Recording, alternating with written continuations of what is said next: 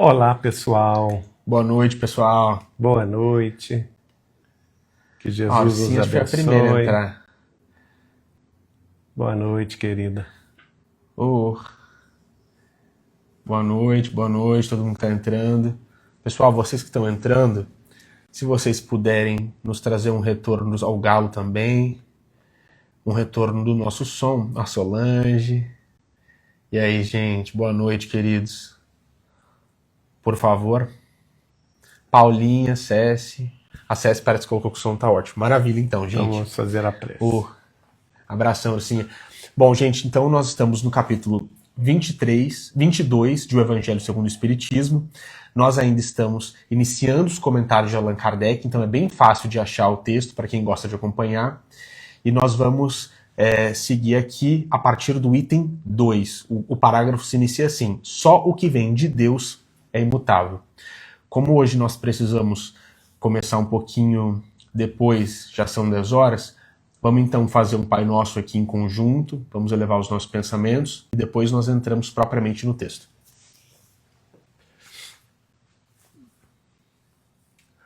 Pai nosso, que estais nos céus, santificado seja o vosso nome. Venha a nós o vosso reino, seja feita a vossa vontade, assim na terra como no céu. O pão nosso de cada dia nos dai hoje. Perdoai as nossas ofensas, assim como nós perdoamos a quem nos tenha ofendido. E não nos deixeis cair em tentação, mas livrai-nos de todo o mal. Pois vossos são o reino, o poder e a glória para todos sempre. Que assim seja. Que assim seja, Senhor. Bem, então a questão deste capítulo é sobre não separeis o que Deus juntou. Este item é a indissolubilidade do casamento. E o item 2, nós estivemos na semana passada lendo Mateus, não é? Capítulo 19, 3 a 19. 3 a 9. 3 a 9, desculpe. E hoje é Kardec quem vai comentar. Só o que vem de Deus é imutável. Tudo que é obra dos homens está sujeito a mudanças. As leis da natureza são as mesmas em todos os tempos e em todos os países. As leis humanas mudam segundo os tempos, os lugares e o progresso da inteligência. No casamento, o que é de ordem divina é a união dos sexos para que se opere a substituição dos seres que morrem. Isso. Mas as condições que regulam essa união são de tal modo humanas que não há no mundo inteiro, nem mesmo na cristandade, dois países onde elas sejam absolutamente as mesmas, e nenhuma onde não hajam sofrido mudanças com o passar do tempo. Daí resulta que, em face da lei civil, o que é legítimo num país, em dada época, é adultério em outro país e em outra época, uma vez que a lei civil tem por fim regular os interesses das famílias. E esses interesses variam segundo os costumes e as necessidades locais. É assim, por exemplo, que em certos países o casamento religioso é o único legítimo. Em outros, é necessário, além desse, o casamento civil. Em outros, finalmente, basta o casamento civil. Então vamos comentar essa primeira parte, né? A frase inicial, ela é, sobremodo, a mais importante aqui desse parágrafo, porque ela se refere àquilo que nada separa, que é aquilo que Deus uniu. Porque o que é da vontade de Deus, os seres humanos não têm poder nenhum sobre ela. A vontade de Deus, ela se estabelece, apesar dos homens, né? Então nós temos aí esse princípio que Allan Kardec traz com muita clareza, que tudo que é obra humana é necessariamente passageiro. Exatamente, mutável. Ela é mutável. Não é? O que não, ela está sempre sujeita a mudanças. E essas mudanças vão variar segundo o tempo, a época, os costumes, as crenças, as organizações socioeconômicas e políticas de cada nação, de cada grupo, até mesmo dentro de uma nação, nós podemos ver diversidade dessas relações sociais e familiares que vão variar de acordo com a região onde dessa determinada nação, desse determinado país, que tem, por exemplo, diversidade de culturas. Nós temos aqui no Brasil uma diversidade de culturas muito grande, do norte ao sul do país, de leste a oeste. Os nossos estados brasileiros são muito diferentes em matéria de costumes. Os estados também diferem em termos, por exemplo, de alimentação, em termos de organização socioeconômica. E isso, embora até a gente tenha um mesmo idioma de norte a sul do país, mas nós temos regionalismo. Os dialetos são muito diferentes. Temos regionalismo. Uma pessoa da Paraíba, por exemplo, tem um modo de falar diferente de uma pessoa mineira ou de uma pessoa de Santa Catarina. E naturalmente, os costumes também são diferentes. Vai depender da condição climática, vai depender da cultura de cada região. Nós temos países que são muito maiores que o Brasil e que têm culturas também muito mais diversas do que a nossa. Por exemplo, a Rússia. A Rússia é 3 vezes maior que o Brasil em termos de extensão territorial. Então, dentro da Rússia, nós temos comunidades muito distintas. Comunidades, por exemplo, do Pacífico, na Rússia, que se assemelham mais aos mongóis, ou aos japoneses, ou aos coreanos. Comunidades do centro da Rússia que vão se assemelhar, por exemplo, mais que guardam até estruturas linguísticas muito semelhantes aos turcos, que vão se assemelhar, por exemplo, à civilização dos cazaques, lá no Cazaquistão e tudo. Ou comunidades na Rússia mais próximos ali do norte, próximos à Bielorrússia, próximos à Letônia, Estônia, Lituânia. Nós temos diversidade também de religiões na Rússia. E o mesmo vai acontecer na China. A China tem, por exemplo, no seu oeste, a região do Tibete, que é completamente diferente da região da Manchúria, e assim sucessivamente. Então, as questões também que regulam o casamento entre as pessoas vão ser completamente diversas. Aqui, Kardec, com muita lucidez, está falando isso, né?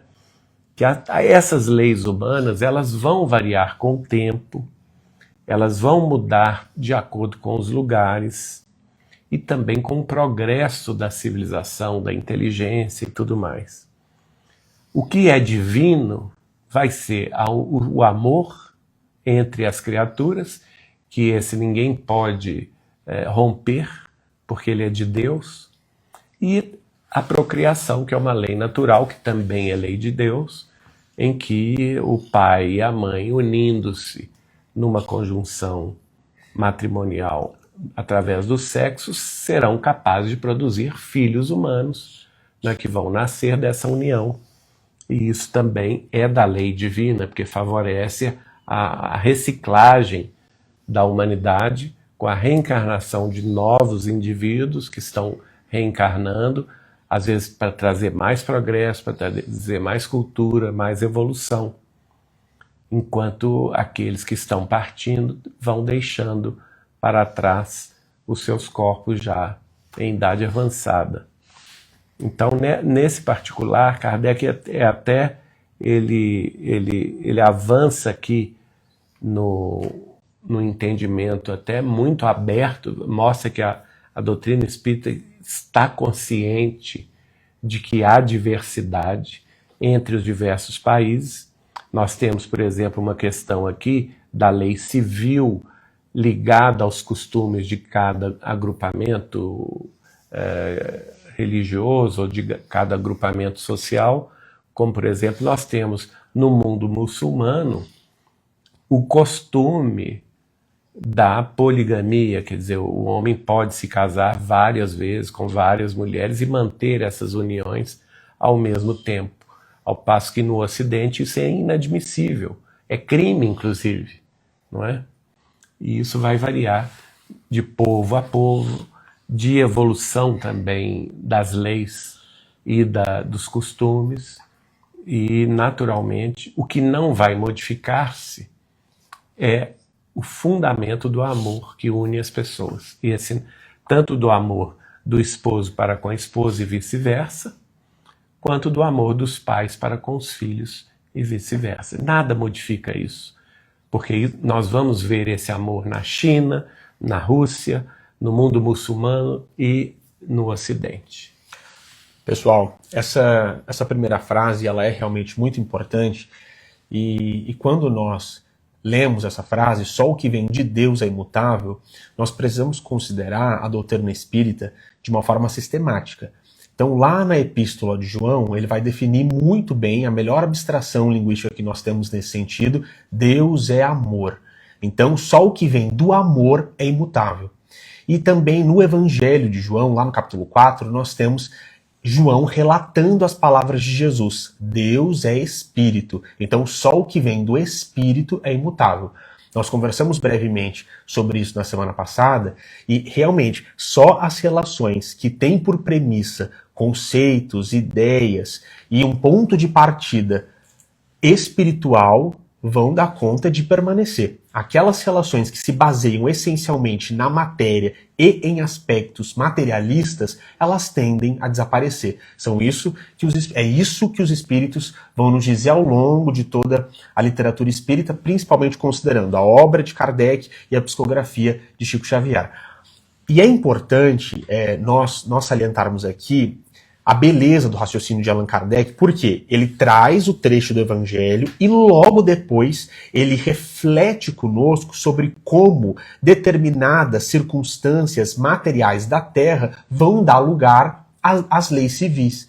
E como, em determinados momentos históricos, nós confundimos a lei divina com a lei civil e quisemos colocar na conta de Deus concepções que são absolutamente humanas. Então esse texto, gente, é um texto muito importante quando nós pensamos em textos espíritas com os quais nós podemos lutar contra o preconceito. Esse texto aqui é excelente, porque Kardec está falando sobre concepções humanas que são transitórias. Como o Geraldinho colocou aqui, existem concepções humanas que não têm lastro na divindade, porque quando a gente pensa que o Evangelho segundo o Espiritismo é o terceiro livro da codificação, no primeiro livro da codificação, o Livro dos Espíritos, Allan Kardec vai perguntar categoricamente sobre a poligamia, e os espíritos vão dizer que a abolição da poligamia marca um progresso da humanidade. Então, vamos colocar assim, com todo respeito, tá, gente? Agrupamentos humanos ou concepções humanas, na perspectiva espírita cristã, que dão lugar à poligamia dentro de seus ordenamentos jurídicos, estão absolutamente num contexto humano e transitório. Agora, de acordo com a resposta dos espíritos, isso não provém de Deus no sentido de espiritualidade superior, e isso não tende a ser uma marca que vai continuar nos espíritos por toda a eternidade, porque à medida que os espíritos vão evoluindo, eles vão abandonando a poligamia. Vai desaparecer à medida que a humanidade vai avançando. Agora percebam, nós precisamos sempre respeitar todos os estágios evolutivos em que os nossos irmãos e irmãs, aqui no Brasil ou em qualquer outra parte do planeta, se encontram. Esse é o nosso dever enquanto espírita cristão. Respeitar todas as pessoas, respeitar todas as escolhas. E nós já estamos em 2025, um momento em que não faz mais sentido qualquer perspectiva estanque de casamento ou de união entre as pessoas. E Kardec aqui no século XIX está mostrando pra gente, porque vejam o que ele diz, nem mesmo na cristandade, dois países onde elas sejam absolutamente as mesmas. O que ele está dizendo é, mesmo os países que partem do ponto de vista cristão não vão dar conta de uma concepção de ordenamento jurídico iguais no que concerne ao casamento, no que concerne à união das pessoas. Uma concepção igualitária. Igual mesmo, no sentido de dois ordenamentos jurídicos que partam das premissas cristãs e sejam iguais. Ele está dizendo aqui pra gente. Então é um texto riquíssimo, um texto importante. Mais uma vez, importante ressaltar que este homem fala do século XIX, absolutamente à frente do seu tempo. Agora, apesar do nosso respeito, nós precisamos sempre ter nos nossos corações e nas nossas consciências que existem sim propostas que provêm de mais alto e que eventualmente vão se instalando na Terra. Como existem propostas materialistas que partem absolutamente da mediocridade humana que tendem a desaparecer. De nossa parte, cabe respeitar todas as pessoas. Ele também vai dizer com relação à instituição do casamento, né? Que em alguns países, por exemplo, basta o casamento religioso, num templo religioso, e ele já vale civilmente falando.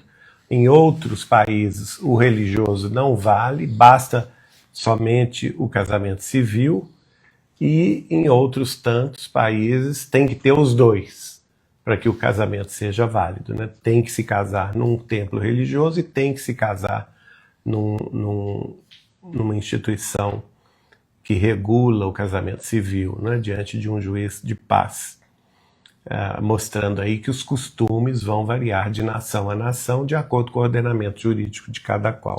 E pessoal, mais uma vez, com todo respeito a todas as pessoas ao redor do planeta, os espíritos vão nos dizer, no livro dos espíritos, que a marca da poligamia é o sensualismo.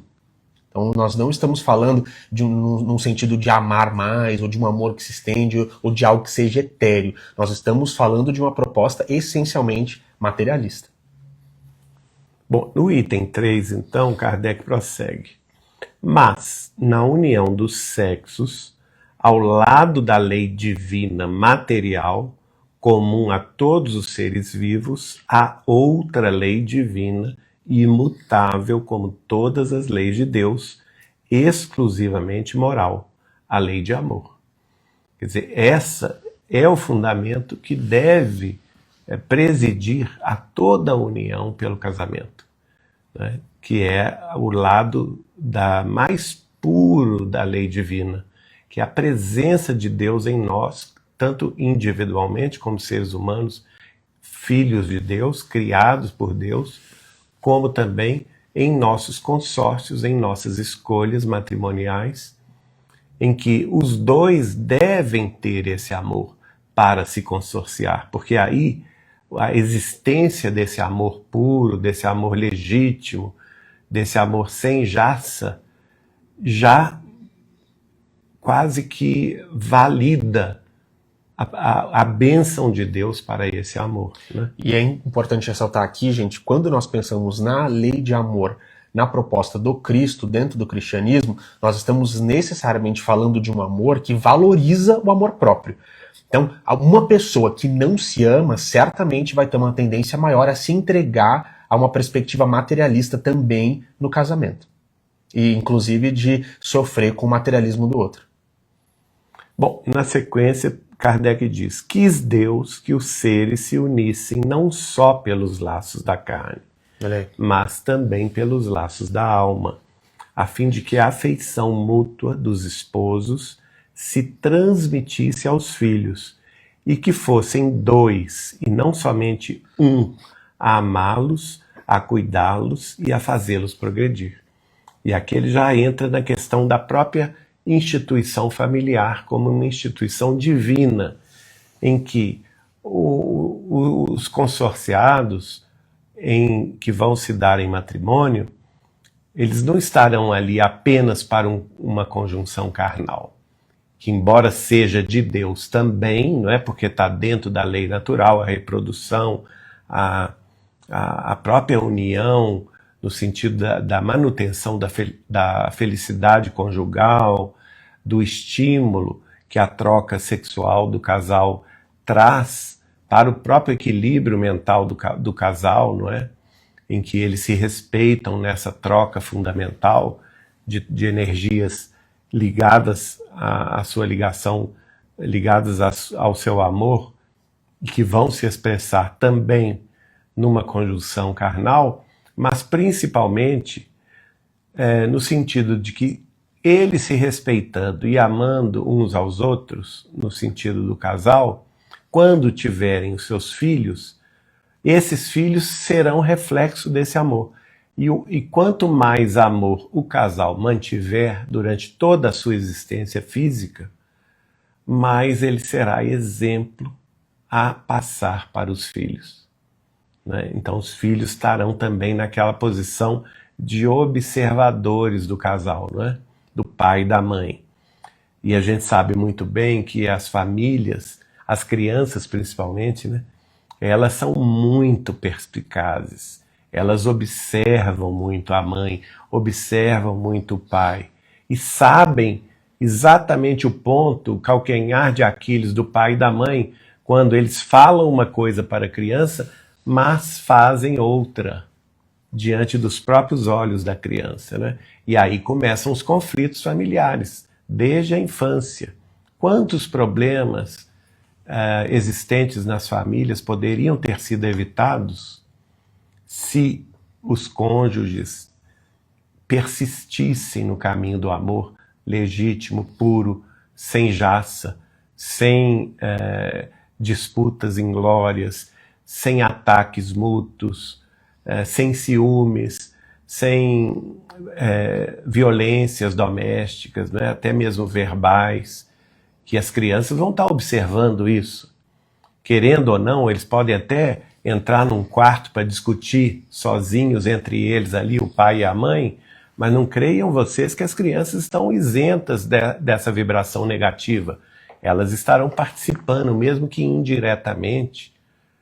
Na sensibilidade delas, a criança é muito sensível, estarão recebendo essas vibrações de entrechoque entre o pai e a mãe, e isso vai afetar o seu desenvolvimento infantil, vai afetar a adolescência dessas crianças. E muito provavelmente essas crianças vão se tornar jovens revoltados ou jovens indispostos com um ou outro pai ou mãe nesse sentido. Pessoal, aqui acho que cabe ressaltar a palavra dos Espíritos, no Livro dos Espíritos, sobre maternidade e paternidade. Se, como nós estamos vendo aqui no comentário desde o início com Allan Kardec, partindo aqui do Evangelho, se o casamento já é uma grande responsabilidade na troca entre os cônjuges, os Espíritos são categóricos conosco. Maternidade e paternidade são uma missão espiritual. E os Espíritos vão nos dizer que quando este filho falha dentro do seu propósito reencarnatório, isso certamente vai ter consequências no pai e na mãe. Porque se eles não dão, como ele está colocando aqui, exatamente, se eles não dão a educação, o aporte moral, intelectual de que esses filhos precisam, como o Geraldinho colocou, não pensem que essas consciências, a consciência do pai e a consciência da mãe, vão seguir imaculadas. Não vão. Não tem como, gente. Porque vão ser parte, vão partilhar essa responsabilidade de uma falha. Então, para quem se consorcia e tem um filho, essa responsabilidade, eu imagino que seja muito maior do que nós aqui na Terra ainda somos capazes de supor. Nós estamos distantes de compreender o que é essa missão do pai e da mãe. No futuro, nós vamos compreender melhor. E aqui nós estamos falando de Allan Kardec trazendo para todos nós uma perspectiva ideal. Ele está elaborando, ele está elucubrando sobre o Evangelho agora. Lá no livro Nosso Lar, a dona Laura vai falar para o André Luiz, que está na psicografia do nosso amado Chico Xavier, que aqui na Terra, majoritariamente, a maioria esmagadora dos casamentos é composta por duas pessoas, dois espíritos encarnados que estão resgatando, exatamente, estão resgatando reciprocamente. Ela vai dizer, aí uma fração bem pequena de espíritos afins, que vão conseguir uma felicidade maior, ela vai dizer que essa união das almas gêmeas é uma raridade aqui na face da Terra. Agora, o objetivo, né, no caso do homem e da mulher que se casam e com o objetivo comum de ter filhos, aqui é muito bonito Kardec falar isso, né? O objetivo comum dos dois deve ser a transmissão do amor que os une para os filhos, né? Através de quê? Através do amor que eles vão dar aos filhos, do cuidado e do interesse que eles terão de fazer os filhos progredir. E, gente, aqui na Terra, num planeta de provas e expiações, a situação ela é tão complicada. O Emmanuel, no livro Palavras de Vida Eterna, vai dizer que aqui na Terra, para romper com essa herança mental, emocional, com essa herança imaterial de pai e mãe, só o amor de Deus. Não é fácil, não. Bom, agora Kardec vai, por enquanto ele está falando sobre o ideal. Agora ele vai abordar os problemas. Ele diz: nas condições habituais do casamento, a lei de amor é levada em consideração? Ele pergunta. E ele responde. Ele mesmo responde: de modo nenhum. Olha como é que Kardec já era consciente, não é? Exato. Nós estamos falando, gente, de uma pessoa no século XIX. Escrevendo isso, 1864, que é a data. Aliás, se ele escreveu isso é antes de 64, né? Quando ele publica o Evangelho segundo o Espiritismo. Então ele já tinha uma visão, que é a visão hoje do século XXI.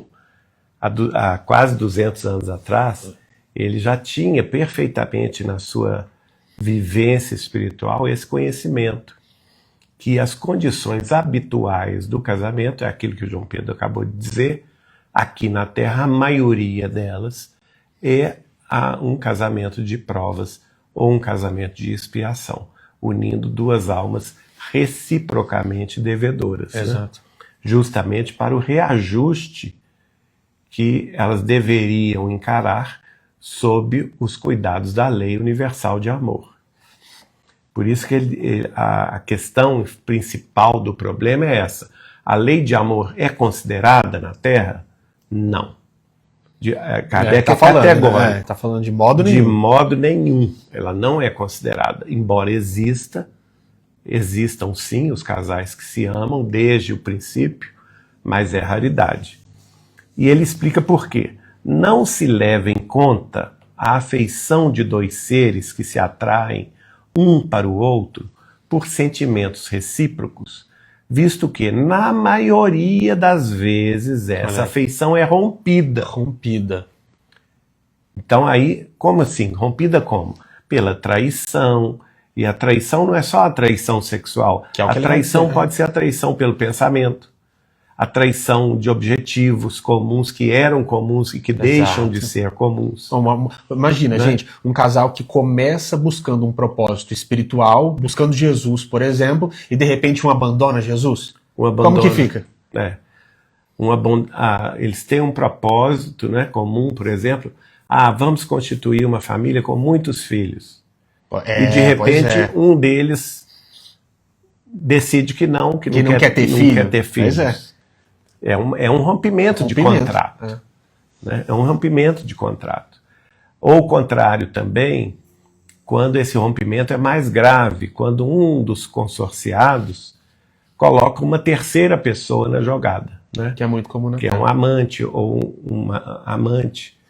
E aí a situação não pode se equilibrar para o bem, porque haverá sofrimento, haverá dor, haverá mágoa, haverá ressentimento, haverá mesmo um choque emocional que pode trazer a alguns dos cônjuges, ou um ou outro, até um processo de debilidade mental, um processo de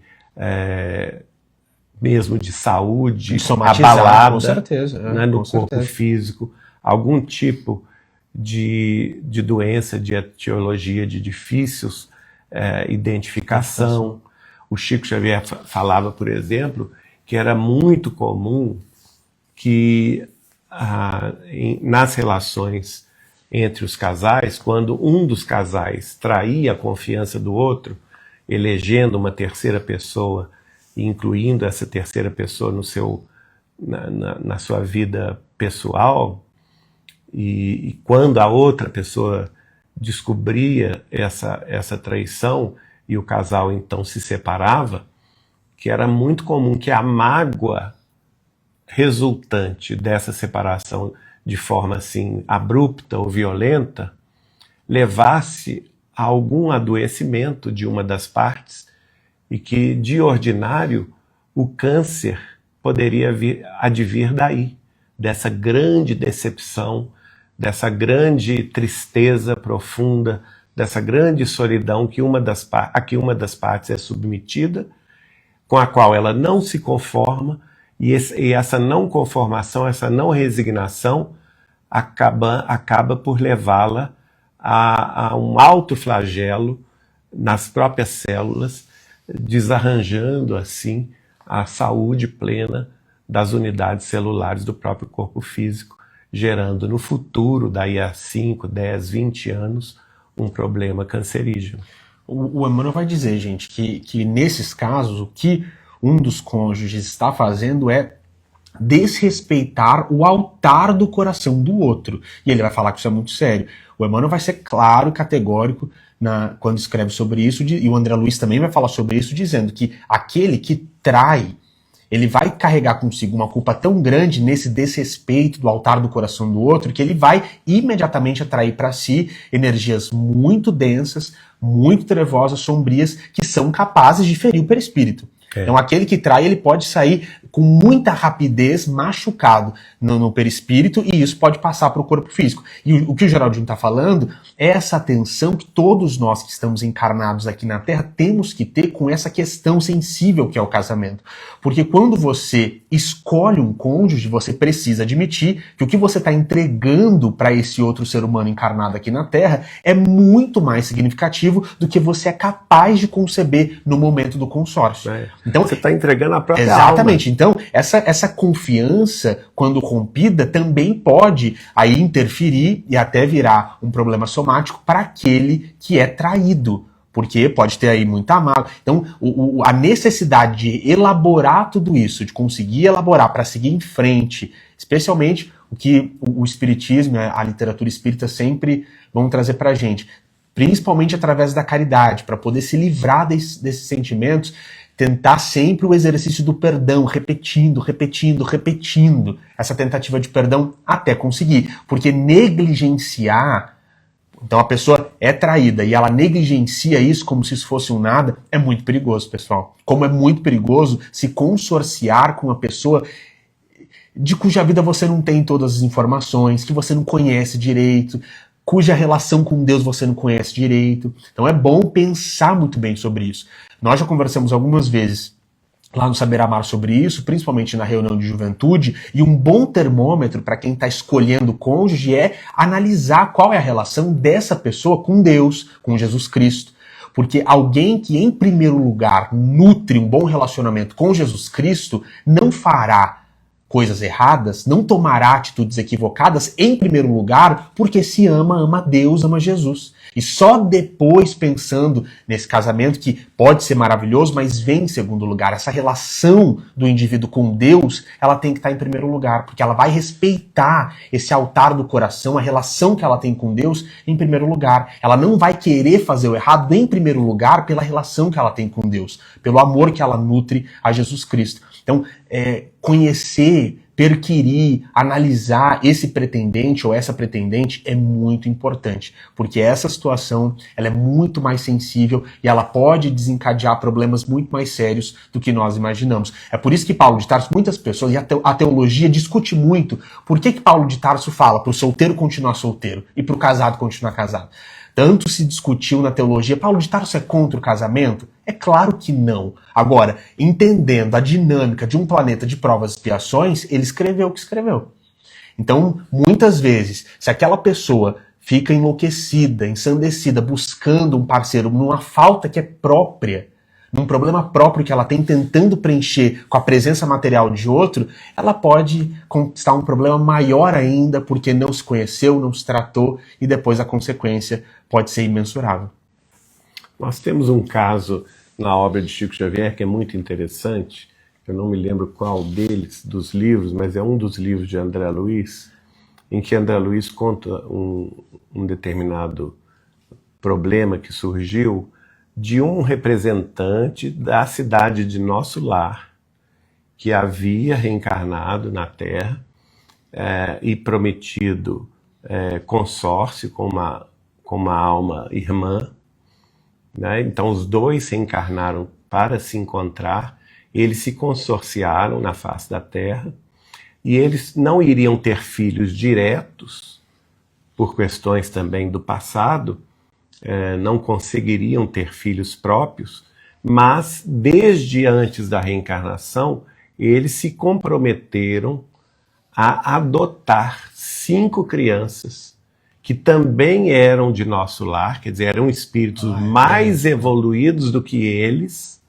lá em Nosso Lar, quer dizer, espíritos de uma alta condição. Acho que nos Mensageiros. É nos Mensageiros? Acho que nos Mensageiros. Né?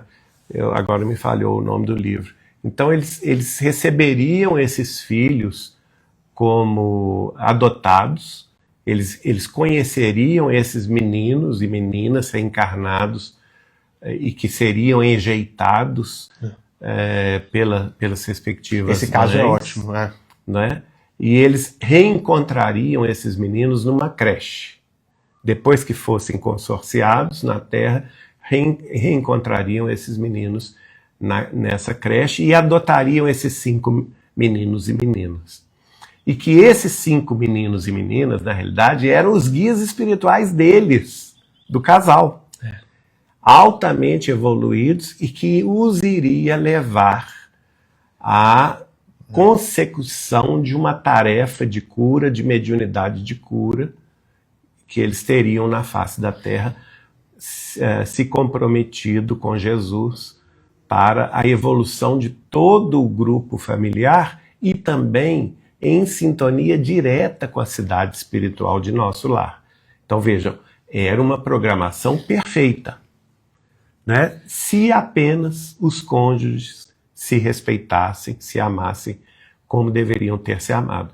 Acontece que o senhor dessa relação, houve o casamento, eles adotaram 5 meninos, mas em determinado momento o pai, não é, adotivo,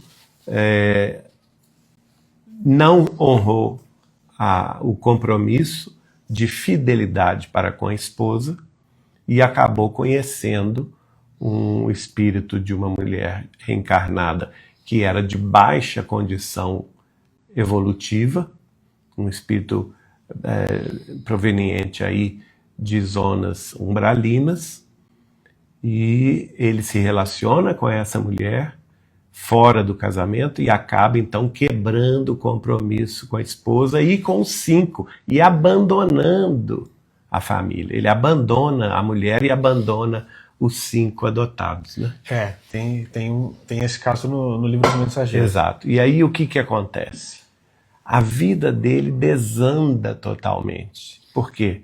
Aquelas pessoas que vieram com ele, tanto a esposa quanto os filhos adotivos, da cidade de Nosso Lar, que seriam para ele o sustentáculo espiritual desse lar, né? Os pilares desse lar cristão, que teria um trabalho definido com Cristo e o Espiritismo na face da Terra, eles não estariam mais com ele a partir daí. E ele se consorcia com essa segunda, que era a amante dele, que era de baixa vibração, e ela atrai para si quem? Espíritos de baixa vibração dos quais ele vai ser pai biológico, né? Só que esses espíritos eram espíritos de muito pouca evolução, espíritos de condição de sombras, vinculados a crimes, vinculados a vícios de outras encarnações, e ele tem uma vida que é um verdadeiro martírio, tanto com essa esposa que também não o respeitava, a nova esposa, quanto com esses filhos que ele teve, não é? Que não eram filhos programados. Olha para vocês verem que um erro, um desvio de rota que conscientemente a gente faça nessa encarnação pode nos ser a ruína espiritual. Quando a gente não honra os compromissos assumidos, até mesmo antes da nossa vida, com o amor de Deus. Bom, nesse particular, Kardec conclui esse parágrafo dizendo que aqui na Terra, não é, é mais comum o que se busca não é a satisfação do coração, e sim a satisfação do orgulho, da vaidade, da cupidez, numa palavra, de todos os interesses materiais. É o que eu acabei de dar exemplo, né? Quando tudo vai bem, segundo esses interesses materiais, disse que o casamento é de conveniência. E quando as bolsas estão bem abastecidas, disse que os esposos estão igualmente harmonizados e devem ser muito felizes. O que é um engano, né? Porque a aparência material, ela é totalmente ilusória.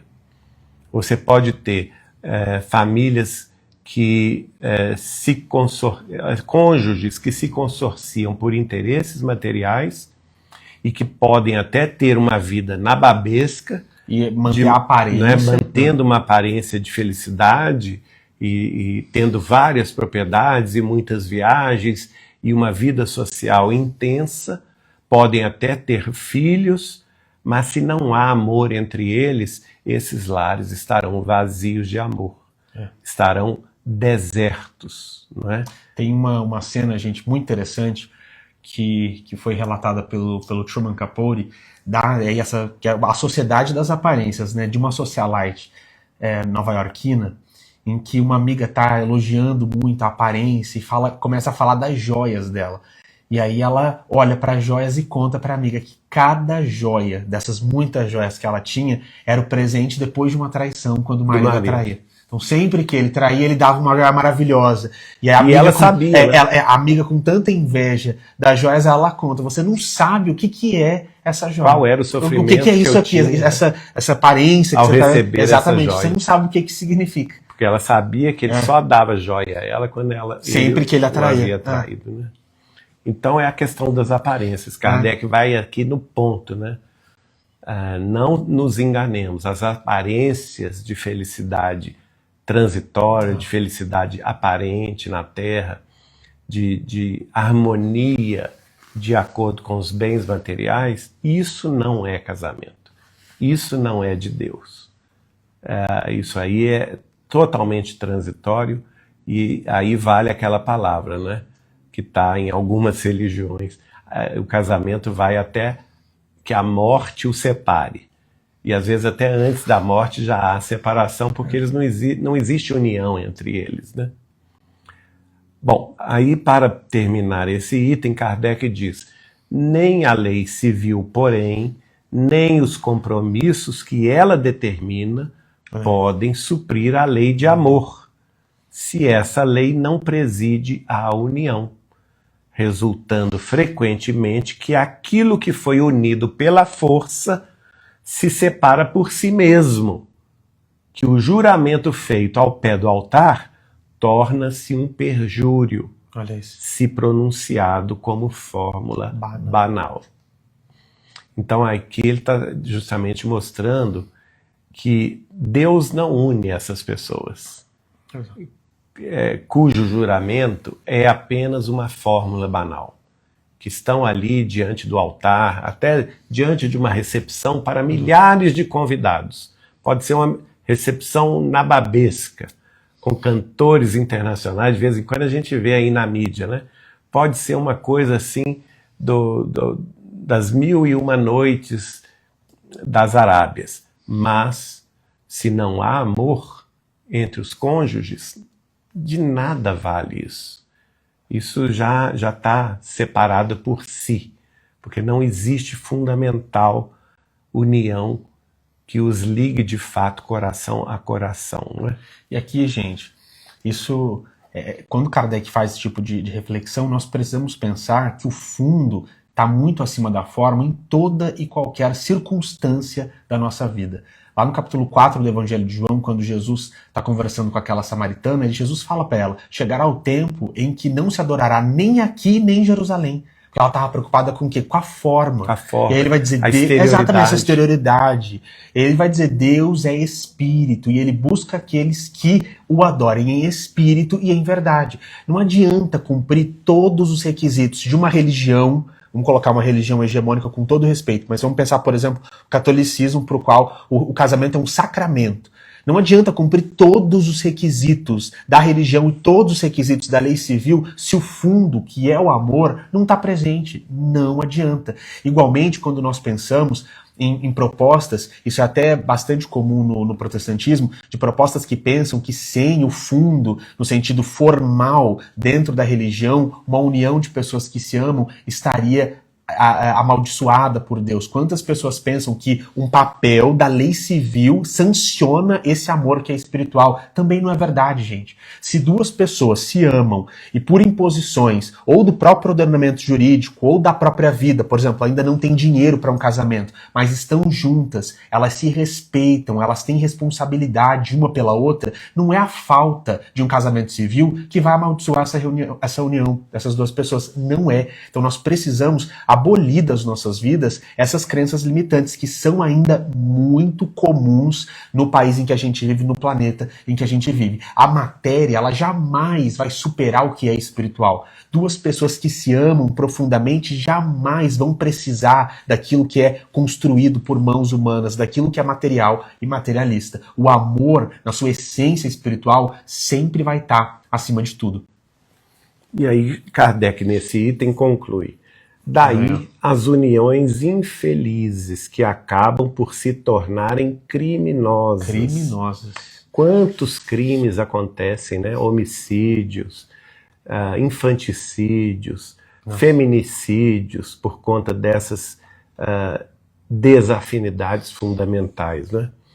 E Kardec completa: dupla desgraça que se evitaria se, ao se estabelecerem as condições do matrimônio, não se fizesse abstração da única que o sanciona aos olhos de Deus, a lei de amor. Exato.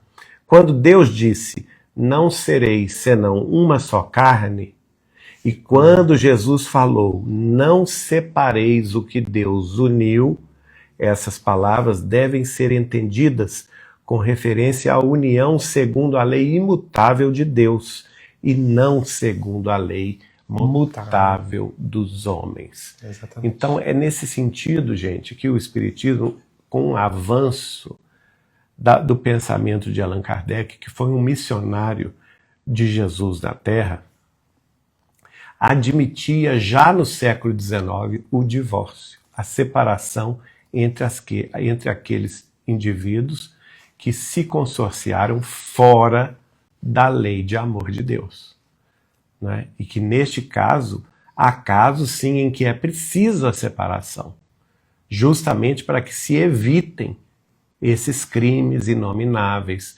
esses abusos inomináveis, que basta às vezes tem as mulheres, tem as crianças como suas vítimas. Pessoal, eu concordo com o Geraldinho, eu acho bom nós ressaltarmos que essa perspectiva legal do divórcio, ela já existia no tempo de Moisés. Moisés dava a carta de divórcio, então nós não estamos falando de uma inovação, e mais uma vez é interessante nós pensarmos como o contexto religioso marca definitivamente avanços na história da humanidade. Então Moisés lá atrás já permitia a carta do divórcio, e não obstante essa permissão... Embora ele falasse. Exatamente. Pela questão do adultério. E da dureza do coração, como Jesus fala, da dureza dos vossos corações. E não obstante essa possibilidade legal, normativa, legal no sentido de legislativa, e não obstante essa possibilidade, jamais qualquer possibilidade cristã, qualquer vertente cristã vai banalizar o fim do casamento ou o fim de uma instituição. Jamais, absolutamente. Porque como os espíritos vão dizer no livro dos espíritos, o casamento marca um progresso da humanidade. Então essas almas que são capazes de um consórcio honesto, com amor, abandonando outras possibilidades materialistas da vida, Elas estão progredindo. O casamento vai ser para elas uma grande escola. Se há a possibilidade de receber filhos nesse meio, amar esses filhos, conduzir esses espíritos, imagina a aventura desse grupo de espíritos encarnados aqui na Terra. Então, obviamente, o casamento, uma grande bênção. Então, apesar desses dois pontos, jamais nós aqui defenderíamos a continuidade de um casamento em que, por exemplo, uma mulher está sofrendo violência doméstica. Absolutamente. Ou as crianças. Ou as crianças estão sofrendo alguma violência à sua integridade física, psíquica. Absolutamente óbvio que, nesses casos, o divórcio é até uma obrigação dentro dessa missão de um dos cônjuges, de proteger os filhos, de proteger a própria dignidade humana. Então, o que Kardec está trazendo aqui para todos nós, e isso é lindo, gente, de ver o Espiritismo no século XIX abrindo esse caminho,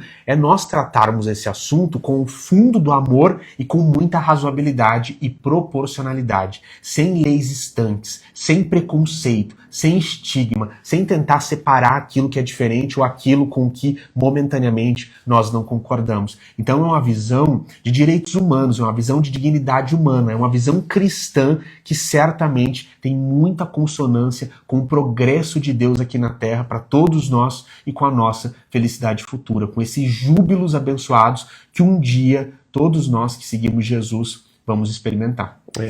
E vocês vejam que, no caso, Kardec escreveu isso por volta de 1863.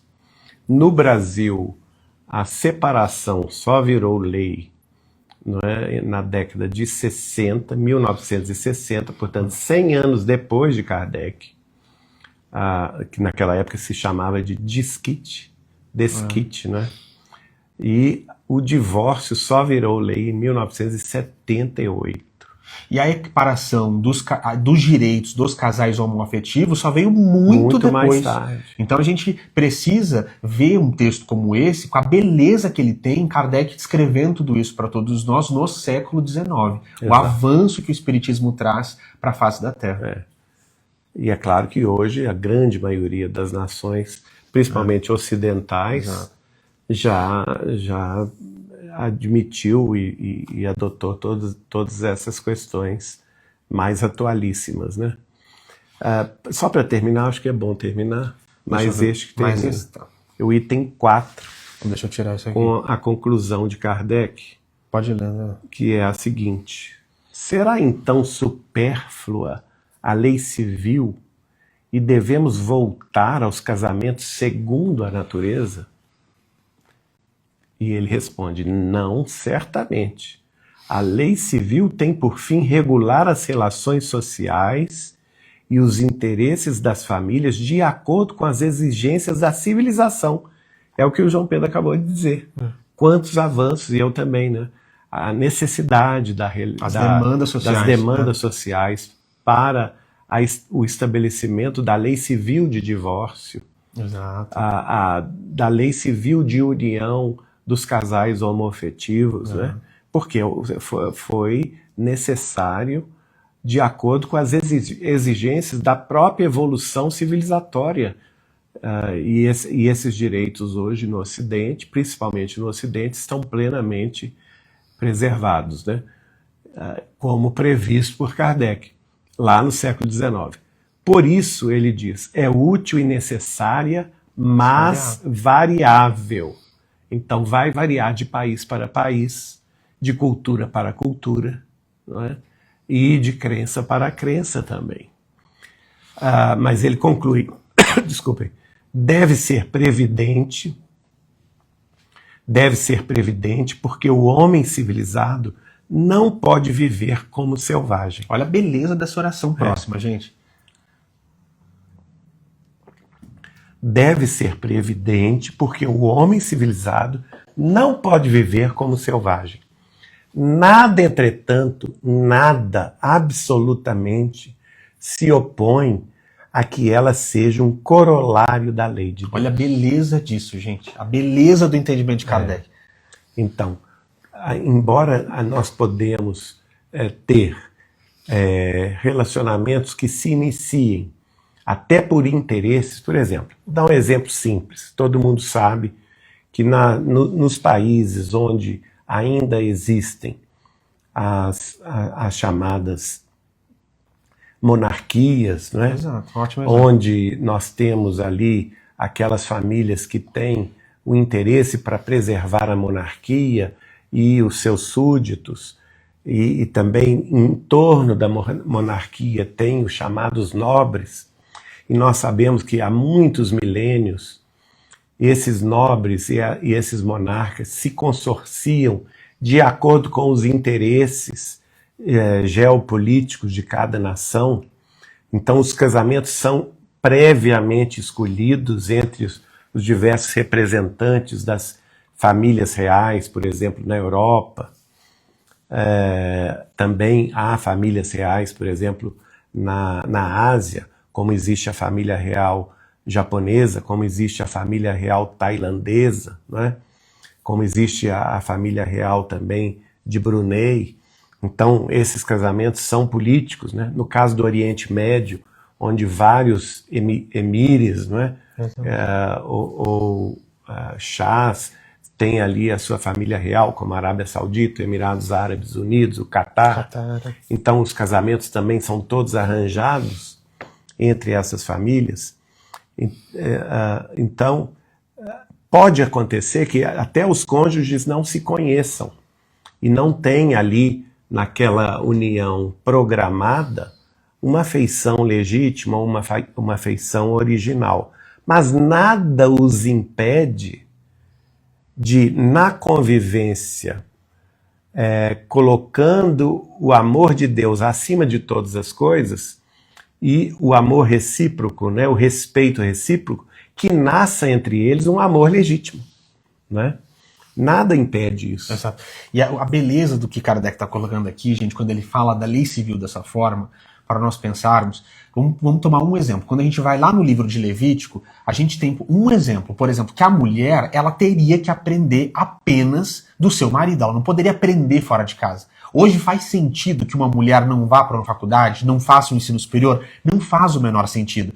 Então o que ele está dizendo para a gente? Que essa mudança da lei civil não significa que nós estejamos saindo do amor de Deus. Que nós vamos avançar conforme as demandas sociais, mas isso não significa que a gente vai se afastar de Deus, como muitas religiões fundamentalistas quiseram propor ao longo da história da humanidade. Esse texto é sublime, isso que Allan Kardec está dizendo é sublime. O que ele está dizendo é, à medida que nós avançamos socialmente, que o nosso livre-arbítrio avança, que nós avançamos intelectualmente, nós vamos nos organizar, talvez de uma forma mais complexa, mais sofisticada, talvez nos afastemos de postulados que regularam a vida civil outrora na história da humanidade, todavia, isso não significa que nós estamos nos afastando do amor de Deus. Então, portanto, esse argumento fundamentalista ou ultra-religioso que quer manter a sociedade estanque, parada, sem evoluir, porque se ela evoluísse, ela estaria supostamente se afastando de Deus,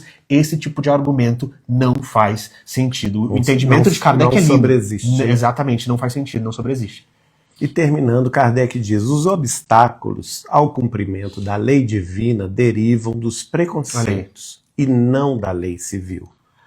Né? Então, os preconceitos que existem entre as pessoas, entre as culturas, entre as nações. Esses preconceitos, embora ainda vivazes, já perderam muito do seu predomínio no seio dos povos esclarecidos. Século XIX. Olha aí, gente, ele falando isso no século XIX, né?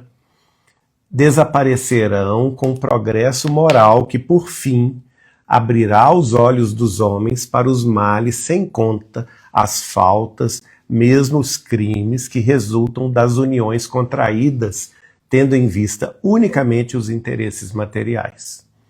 Né? Então aqui ele está combatendo todo tipo de preconceito. Exatamente. E valorizando em nós sempre a busca pelo amor de Deus, né? Pela lei de amor de Deus, que deve ser o corolário de todas as nossas pretensões afetivas. Um dia, termina ele, o homem perguntará a si mesmo se é mais humano, mais caridoso, mais moral, unir um ao outro dois seres que não podem viver juntos, ou restituir-lhes a liberdade. Se a perspectiva de uma cadeia indissolúvel não aumenta o número de uniões irregulares. Nossa, gente, o brilhantismo desse raciocínio. É um brilhante. E aqui ele termina, isso nós vimos muito aí, principalmente no século de Kardec, isso foi muito, na época do romantismo, né, em que o apaixonar-se virou uma moeda de troca muito assim, sem limites, né? E a partir daí também entrando pelo século XX, principalmente ali na primeira metade do século XX, até mais ou menos 1970, em que muitos homens casados que tinham as suas famílias constituídas, às vezes famílias numerosas, muitos deles tinham uma segunda família, tinham uma segunda mulher, exatamente, fora do casamento, uma chamada amante, não é? Era mais difícil, o contrário, a mulher ter essa segundo relacionamento, era mais comum o homem, por causa do machismo, né, predominante. E que, neste caso, Kardec já estava preconizando o que, gente? A bênção do divórcio, né, neste caso. Por quê? Porque a persistência no erro de manter unidos quem já não estão unidos em consórcio real, só aumenta o número de uniões irregulares, não é? Então ele já previa isso, e de fato isso aconteceu até que as leis, principalmente começaram no Ocidente, a surgir a partir da década de 1960, regulando então os chamados desquites, depois as separações, depois os divórcios, e assim as pessoas puderam ter mecanismos de não insistir no erro, né?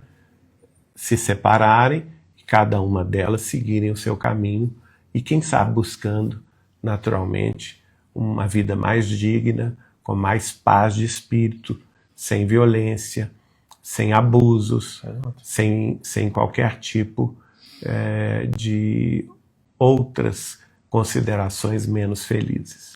Eu acho esse raciocínio brilhante, gente, porque, como o Geraldinho colocou, quando nós pensamos de uma forma muito breve na impossibilidade de divórcio, no aspecto de imposição legislativa, aumentando o número de uniões irregulares, quando nós pensamos em outras proibições ao longo da história da humanidade, nós também vamos perceber como isso também aumentou o número de relações irregulares. O que Kardec está colocando para a gente toda vez que a humanidade se dissocia de um entendimento pautado no amor, que é a lei suprema de Deus, para impor sobre a própria humanidade, sobre a própria coletividade, concepções puramente humanas, estanques, que partem de premissas materiais e materialistas, isso vai gerar problema. Nós vamos criar os problemas e nós mesmos sofreremos as consequências desses problemas. E aí a lei bendita, né, o princípio maravilhoso da reencarnação, para que essas pessoas que criam problemas possam retornar, muitas vezes, num outro arranjo de seio familiar, para resgatar faltas do passado, crimes horrorosos, para resgatar as faltas. Então, é muito bonito quando a gente percebe como, apesar dos nossos erros, da nossa mediocridade, apesar, como a gente viu com um trecho do Evangelho, apesar da dureza do nosso coração, o amor de Deus cai sobre as nossas cabeças e nós sempre temos outras possibilidades de rearticulação propriamente no espaço e no tempo para tentar alcançar a felicidade. E com isso, minha gente, nós chegamos ao fim desse item. Do culto de número 148, né? 148. Do Evangelho no Lar, com a presença de todos vocês, queridos amigos do coração. Semana que vem, nós trataremos do último item deste capítulo, que é o item de número 5, o divórcio.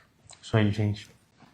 Bom, pessoal, então, agora para nós finalizarmos o culto abençoado desta noite, vamos trazer aos nossos corações, às nossas consciências, a lembrança aí, como o Geraldinho está colocando, da água para fluidificar. Vamos separar uma água, pedindo aos Espíritos que tragam para todos nós tudo aquilo de que nós precisamos. E para nós finalizarmos, Geraldinho vai trazer a prece final. Ah, Mestre amado, Divino Jesus das alvoradas, vem a nós as tuas clarinadas de amor e de redenção.